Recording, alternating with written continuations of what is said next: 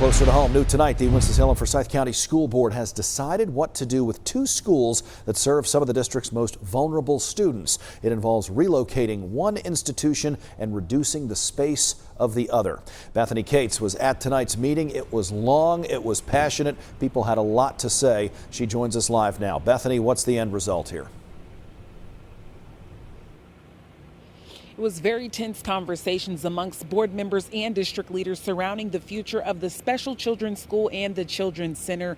And in a 6-3 vote, the board moved to relocate the Special Children's School to Ward Elementary School, and they unanimously voted to keep the Children's Center at its same location, but under a reduced space and under a new lease. Now, in a district survey, the feedback presented by leaders showed that there is enough space for all the children's school classrooms, and it keeps pre-K through K-5 together. It will provide a one-time renovation cost versus an ongoing lease and several other factors. Now, on the other hand, several board members mentioned they haven't had enough time to thoroughly review the details with this decision, and some even added that they don't believe they are doing their due diligence as a district with this decision. Take a listen.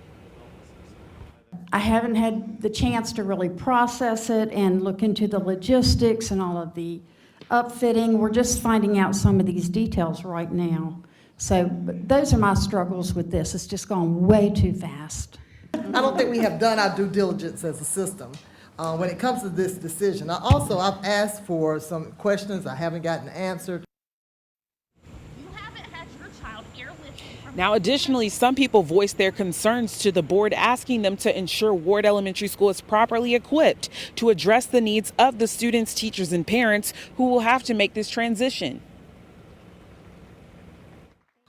A decision of this magnitude should be based on varied facts, transparent communication, and direct input from the people who will be most affected. The question is, can every student receive every required service fairly, safely, and consistently without regression on day one? Now, throughout the course of tonight's meeting, board members stressed that they still have a year to work out the kinks to ensure that the students and impacted parents and teachers have what they need to still succeed. We have more details on our website on this story that you can find at WXII12.com. Live in Winston-Salem, I'm Bethany Cates for WXII 12 News.